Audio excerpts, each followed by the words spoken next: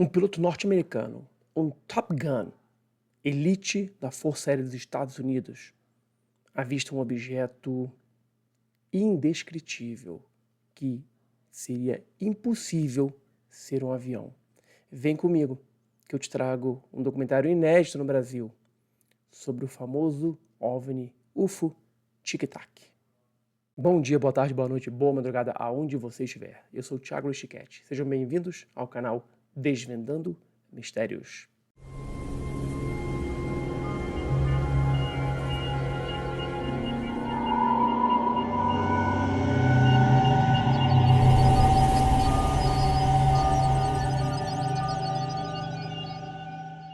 E eu trago para vocês hoje um documentário inédito aqui no Brasil sobre o UFO TIC TAC, sobre o porta-aviões Nimitz, o relato dos pilotos que viram um objeto em forma cilíndrica, parecido com aquela pastilha Tic Tac, sobre o oceano e que perseguiu algumas vezes os aviões em velocidades supersônicas.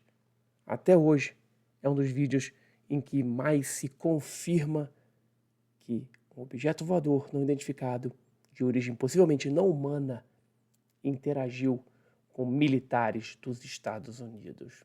O que seria esse objeto? Uma nave extraterrestre? Uma arma secreta norte-americana? Ou de outro país? Assista e tire suas próprias conclusões. Mas antes, não se esqueça de se inscrever no canal. Marque também o sininho para não perder nenhum vídeo novo. É claro, dê o seu like neste vídeo e nas centenas de outros vídeos que temos no canal. E também deixe a sua opinião nos comentários. Vamos então para esse documentário incrível que fala sobre o UFO TIC TAC, um dos casos mais famosos na história moderna da ufologia.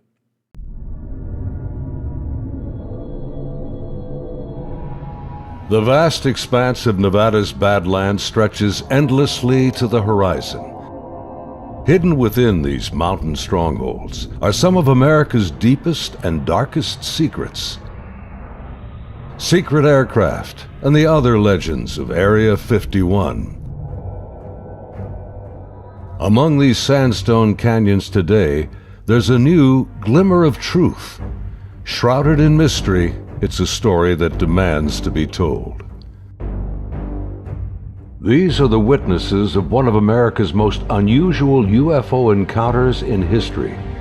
Navy veterans and a band of brothers that want you to know that what they witnessed is real.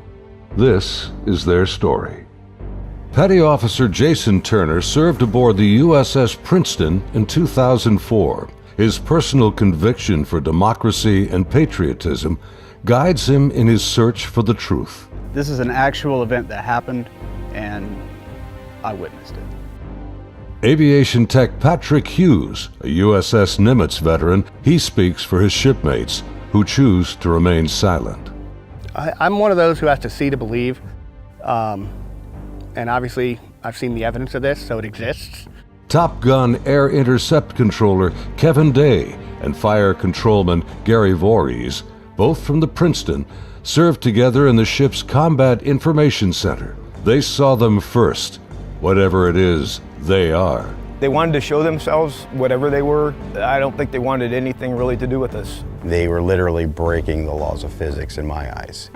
These sailors are here for truth and vindication, and their story goes back over a decade to a time and place that marked a departure for all of them, both in their Navy careers, but also in their knowledge of the limits of man's technological understanding of our world.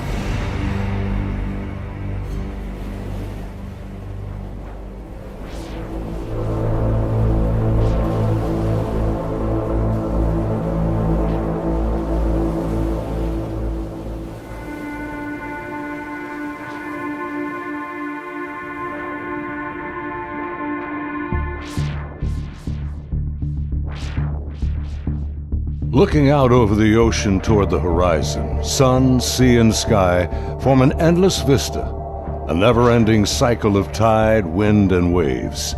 Here, far from shore, strange events have unfolded.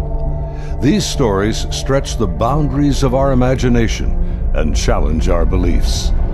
This is a true story of such events from the accounts of the sailors and naval aviators who experienced them. Professional military service members who want the world to know that what they encountered is real. Even more troubling, our military has no explanation. The answers seem to elude everyone, like reflections on the waves, yet they are out there.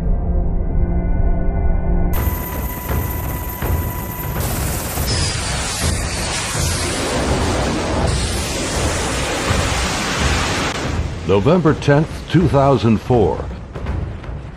90 miles southwest of San Diego, California, in the Naval Operations Area, the Nimitz Carrier Strike Group and her complement of warships and the aircraft of Air Wing 11 are conducting a routine 2-week training exercise. Nearby, the guided missile cruiser USS Princeton has been tracking unknown aircraft that appear and disappear from her sophisticated Aegis radar screens. The Spy 1 Bravo radar is one of the most advanced sensors ever deployed. Princeton's main role is air defense of the strike group, and Operations Specialist Senior Chief Day is in charge of protecting the airspace around the Nimitz. And my job was to man the radars and ID everything that flew in the skies. And I also sat a position called Anti-Air Warfare Coordinator, where if we ever had to go to war, I was the guy that was going to launch the missiles and kill shit. In addition to that, I was the Air Intercept Controller. When the Super Hornets take off the carrier, I'm the guy that takes control and takes them to the fight and gets them home safe. And there was a lot of experience in that room. The captain had 28 years, I had 18 years. And the Aegis ship is our newest weapons system afloat. It's got the Spy 1 radar system, the phased array radar system, and I was an expert on that. Inside the Combat Information Center, Chief Day's attention is focused on a group of unknown aircraft on the Spy 1 screen. He's trying to identify them. I was on watch, and we were probably 100 miles, I forget how far exactly that day we were, off the coast of San Diego southwest, kind of off the coast of Mexico, Baja. And I started to notice these weird tracks that were popping onto my radar coverage right about San Clemente Island. And the reason why I say they were weird, because they were appearing in groups of 5 to 10 at a time, and they were pretty closely spaced to each other, and they were 28,000 feet going 100 knots tracking south. And in the back of my mind, I'm thinking, you know, that's kind of odd. I mean, I don't know anything that flies like that. They weren't on the comm air routes, the commercial airline routes. I wasn't really that concerned about them. I didn't consider them hostile for any reason at all. Another watch or two, as I'm watching, the same formation appeared again. And over the course of 3-4 days, it probably counted up to that point, groups of 5 to 10 at a time. There were probably 50, 60 tracks by then. Today, Kevin and Gary are still looking for answers.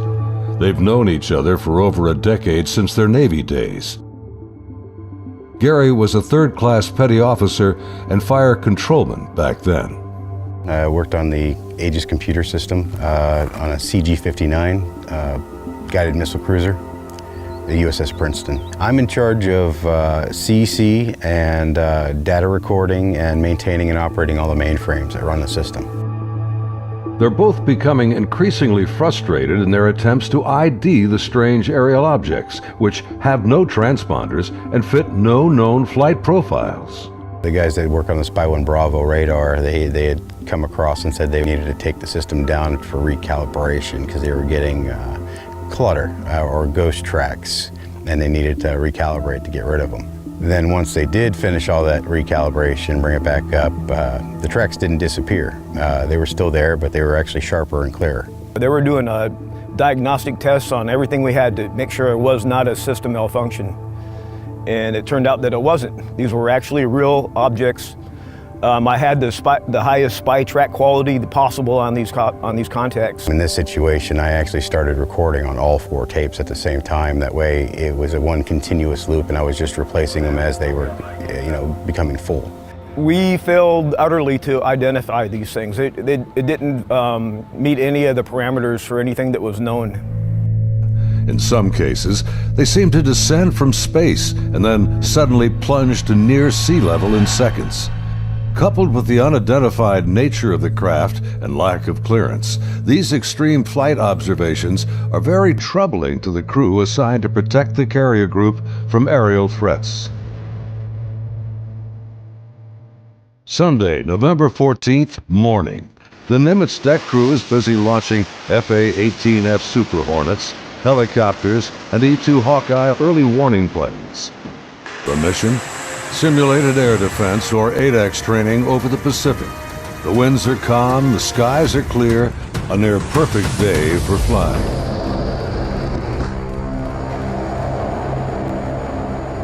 As they launch, the Black Aces Squadron has no knowledge of events happening nearby.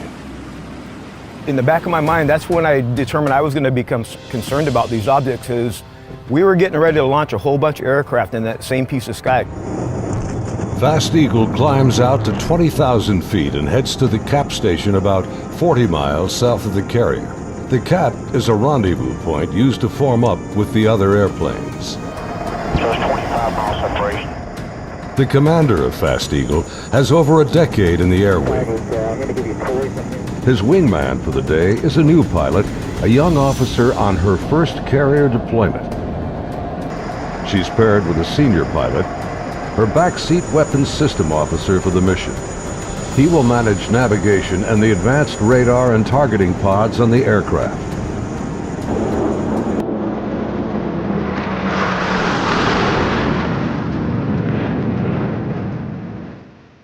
Overhead, an E-2 Hawkeye from the Wall Banger Squadron is on station directing the aircraft. Banger provides eye-in-the-sky command and control during carrier flight operations. Back in the Combat Information Center on Princeton, the mysterious objects are back. And today is the first time Senior Chief Day has jets in the air that can intercept the mysterious aircraft. Seeing these contacts, Captain Smith orders me to intercept one of them. So I went back to the console. I picked the closest one that was to us, and I had intended to let the Hawkeye do the intercept because they already had control. It was just easier. Day briefs the captain, and they agree to send the Hornets. The air intercept controller aboard Princeton, call sign Charlie, radios the Hawkeye and takes control of Fast Eagle. Banger, Charlie. Charlie, this is Banger, go ahead. Banger, Charlie, do you hold unknown air contact, bra, 27048, 28,000 feet, bogey? Charlie, Banger, negative, radar picture is clean. The E-2 radar operators have been frustrated in their attempts to get a radar return on the unknown aerial target that Princeton is tracking. Even with their 24-foot radar dish, they can't get a lock on the object. Banger, Charlie. Transfer Fast Eagle flight to Charlie Control, button 13. We have a real-world tasking for them. Charlie, Banger, roger. Fast Eagle, Charlie, stand by for real-world tasking. Charlie, Fast Eagle, send it. We vector towards that position in the sky, and real quiet on the radio. I'm just giving them bra calls, which is bearing range altitude, to these unknown bogey group. And basically I'm just telling their crew where the object is, the bearing from them, and the range from them, and the altitude, so they can drive towards it. Contact bra 27041, 20,000 feet, bogey, snap, 270, over. Roger, bearing 270, 41 miles. 100, go trail. 100. Say state. State 12,000 pounds. Cleet, do you have it? I'm trying to get a track on it now. They said link 16, but my radar picture is clean. The next radio call takes everyone by surprise. Fast Eagle 110, say loadout. 110, what's your weapons loadout? Yeah, the tactical action officer, the TAO, jumps on the radio. Her name was Lieutenant Elders, and she just point blank asked the Fast Eagle flight if they were carrying any type of weapons. And there was a stunned pause on the radio. Wings clean, Princeton. We just have CAT-M training missiles, and they're not coming off the rail. We're in an exercise environment, and the last thing we wanted to do is start shooting stuff. Now the controllers have the pilot's undivided attention. Normally, the squadron doesn't carry live ordnance when training. What do you guys think that was about? What, about the loadout? I have no idea. Maybe it's drug runners or something. Yeah, it could be. Or a lost assassin out of SoCal. I don't like this. That's Eagle Charlie. Contact Bra 16034. 8,000 feet. Bogey.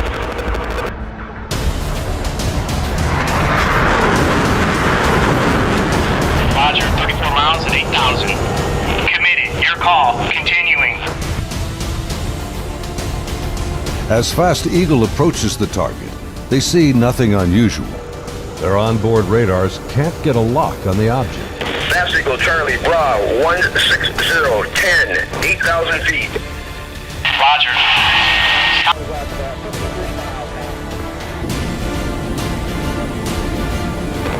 Fast Eagle Charlie.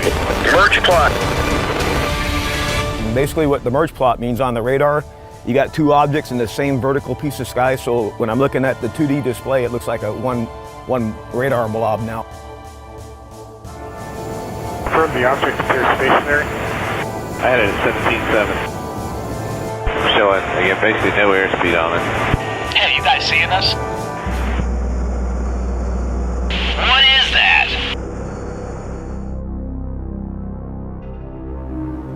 As the Super Hornets approach the target, they see a disturbance on the ocean surface. It's about the size of a 737, and it looks like something could be just below the surface. 100, anchor here, Angels 2-4. Roger. Charlie, Fast Eagle.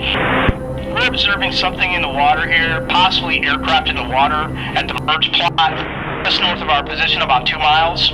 Charlie, Roger. I'm descending to Angels 14 to take a look. Do you think that's our unknown? Man, not sure. Radar's clean. As soon as he got to the merge plot position, the object that he was intercepting dropped from 28,000 feet down to 50 feet above the water in 0.78 seconds, as I found out later the next day. As the Super Hornets get closer to the ocean disturbance, he suddenly spots another craft above it, a much smaller white object with an oblong shape, hovering, then darting just above the waves.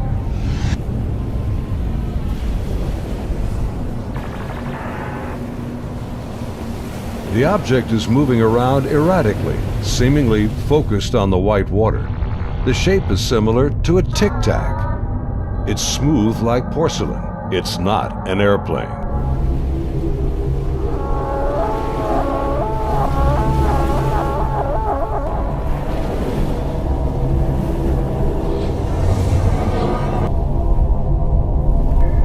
Suddenly, the object begins to rise into the air.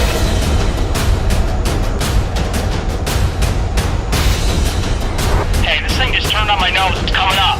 2 miles. The strange craft begins mirroring the turn rate of Fast Eagle. Charlie 1 Vulgate, 287, 2 miles, Angels 5. The object is now at his 3 o'clock position as he continues to turn with it. He's turning hard at 3,000 meters. We had the external communications in the speaker in combat so everyone could listen to it. And the next thing I hear in the radio going, oh my God, I'm engaged, I'm engaged. 1,000 meters, he's southwest, Angels 8.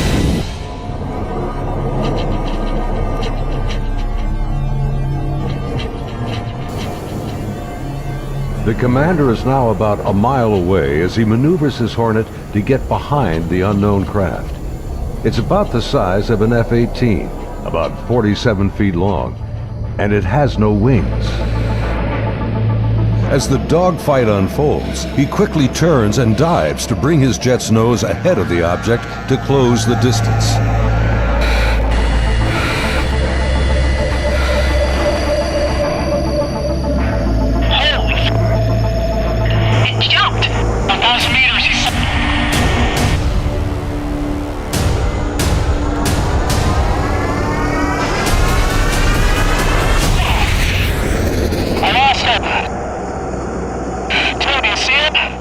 Suddenly, the Tic Tac rockets past. It's gone beyond the horizon in the blink of an eye. I saw it go 137. No tally. That didn't just happen. Say again. Fast Eagle Charlie, sir, you're not going to believe this, but the bogey group is now back at your cap station.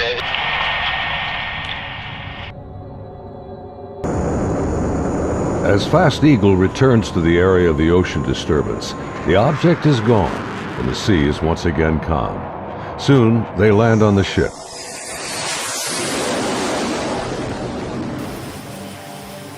Back on board Banger, the flight crew has been listening to the radio transmissions from Fast Eagle. The crew has been tracking the intercepts on their advanced display systems called the CEC. One of the radar operators who wishes to remain anonymous describes hearing the fear in the pilots' voices, and he knows this is no drill. I had a good friend who flew on the Hawkeyes. We've been calling him Roger to protect his identity because he didn't want to come forward at this time, but he wanted to contribute to the story to verify that it actually happened.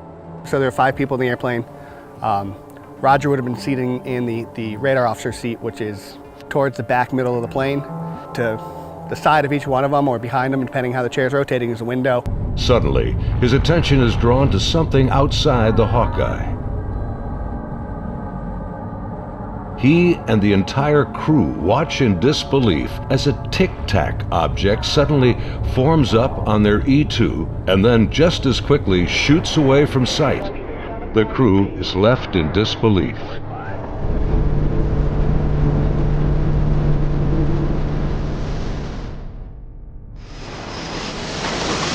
As Banger returns to the ship, the crew is shaken. The highly unusual events are troubling, but what happens next has haunted them to this day. U.S. Navy officers quickly arrive and escort the aircrew to a secure space on the ship.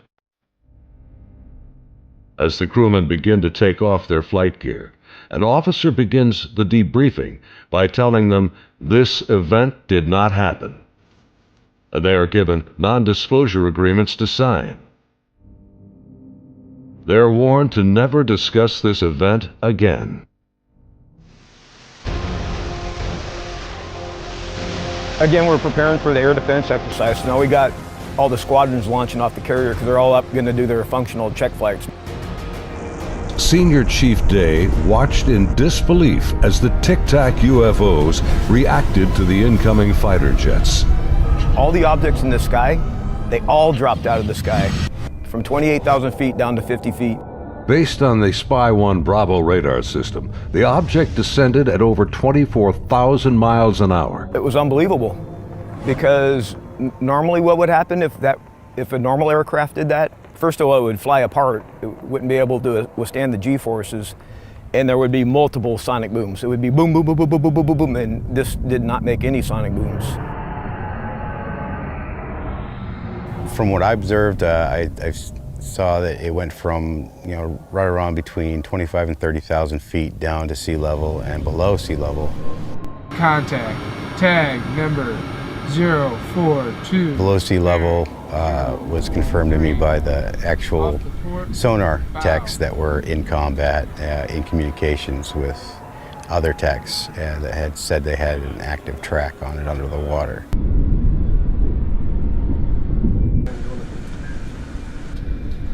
They're talking with their sonar guys on the sub that was with us, and I was told directly that it did go underwater. It went from being in the air to underwater. From what they were saying, it was going averaging about 500 knots under the water.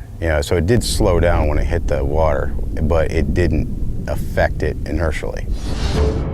After the intercepts, both Kevin and Gary climbed up to the ship's bridge wing to get a better view of the objects through the binoculars. We go up to the bridge wing and look at them through the big eyes, which is heavily magnified binoculars that are out on the bridge wing of the ship. Even when I was off watch, I was usually up in combat anyway, and I was sitting at the console. I just picked the closest object to us, and I got the relative bearing from the ship, slave over to the relative bearing of about the right altitude, and saw this white light in the sky. The movements were smooth to erratic. They just moved from one point to another. It was always a very sharp and clean movement. It always felt like a constant speed, not like speeding up. Just it needed to go to that point, and it decided to do it at this speed. And then it would just go from nothing to the speed they were going to go, and then stop at the next point. Meanwhile, back on the Nimitz, aviation tech Patrick Hughes is working to secure the classified data recorders from the Hawkeye that encountered the Tic Tac. We pull out the hard drives. We call them RMCs. We call them bricks because they physically heavy like a brick. But they contain the software to run the airplane. And they also record a lot of the data that the aircrew sees during the flight. So we take the removable stuff, we take it out, we go downstairs, back to our shop. Patrick's job involves tracking the chain of custody of the hard drives. Then we open up the safe, put them in the safe. We've got tracking sheets so we know what RMCs are, what airplane. We know who signed them out, who put them in the airplane, who took them out of the airplane. As he gets ready to wrap up the mission, there's a knock on the door.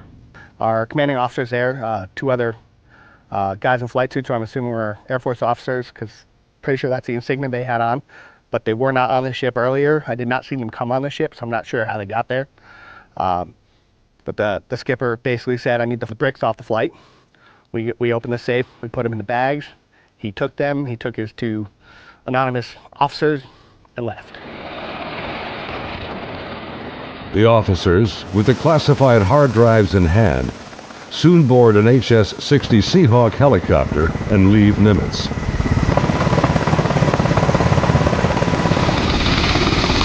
Soon thereafter, Petty Officer Voorhees has his own visit by unknown officials on the Princeton. Once they landed and everybody got off, then about maybe 20 minutes later, I got called in to have all my data recording tapes turned over.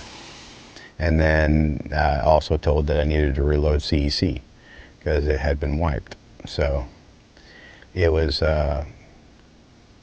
so I turned over all the tapes, and then they also said if there's any even blank tapes to erase anything else that's in the shop. Well, they were plainclothes people that came aboard on the helicopter. It was my chain of command that took control of the tapes from me. The helo left with them after that, so because we went right back to flight ops. The link between the Tic Tacs and these men is unknown. How they became aware of the UFO encounters and how they arrived so quickly on board after the event is also a mystery. The video you are now watching is the actual gun camera FLIR footage of the Tic Tac taken by a later flight. This is the first video ever released by the U.S. government showing military planes engaging UFOs. The advanced targeting pod, known as ATFLIR, works in both TV mode and infrared mode. The film reveals no control surfaces, no exhaust plume, a uniform heat signature, and no visible means of propulsion. Gary and his shipmates saw the FLIR film on their consoles and on the secret LAN aboard the Princeton. It was a much clearer video. You could see the shape of the ship. You could see it, moving. I tried to go and get a disc to come make a copy of it, and by the time I got back, it was already off of our hard drive, off the secret LAN. No access to it whatsoever. Petty Officer Jason Turner also saw a much higher resolution version of the FLIR film showing strange appendages extending from the object. But it did have some protruding at the bottom of it. I couldn't tell if they were curled back or straight down. Jason says the video was approximately 10 minutes in length and much longer than the video that has been released. I saw this video playing and I'd ask him, is this what we're training, or what's part of this training that we're going through? And he said, no, this is real life. And when I saw it, it was a very clear image, a very clear video, and this thing was going berserk, like making turns, like, it's incredible. The amount of G-forces that it would put on a human that this thing was doing.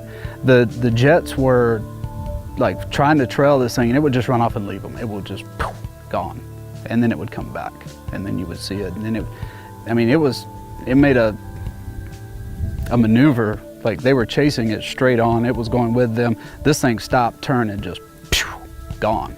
I mean, that's the only way to describe what it looked like. Dude, this is a fucking drone, bro. There's a whole fleet of them. Look on the ASA. My gosh. Just 11 years later, fighter jets from USS Roosevelt filmed this anomalous object in 2015. Well, if there's look at that thing. It's rotating. Like the Nimitz encounter, they too were conducting routine training when fleets of UFOs were encountered by the pilots. The Nimitz encounters remained cloaked secrecy for over 13 years. The first-hand testimony about UFO sightings is practically unheard of from military service members. Thanks to the brave and honest accounts of the sailors and naval aviators who have come forward to relate their experiences, and of the remarkable videos they filmed that day, the silence has been broken. I dealt with this all on my own for many, many years, and it was not a very pleasant journey to go through, because no one really believes you. But now things have changed, and anyone out there that's struggling with this and wants to reach out, there is now a group that you can reach out to and get help and support and vindication. It's honestly been a little relieving to be able to actually talk about it and how important that event really was, and not just keep blowing it off. There's people out here that really need to know and want to know, and you have the support of me and Kevin and my other shipmates that have come forward and decided to talk about it. My role is to describe the story and convince people that yes, this event really happened and these objects were really real, but what they are, I have no idea. It is something. I want to know what it is. That's the whole reason I chose to come forward to contribute to the story, because there is a story here, there is more information here. And the more of us that talk about it, the better chance of the full story coming together. And it's vindication for us that other people are looking into it, and we finally tell our story and people listen. If you need to get a hold of us or would like to talk to any of us, Kevin, me, or any of the other guys that have come forward, there'll be an email address at the end of this video that you can contact them and they can get a hold of us.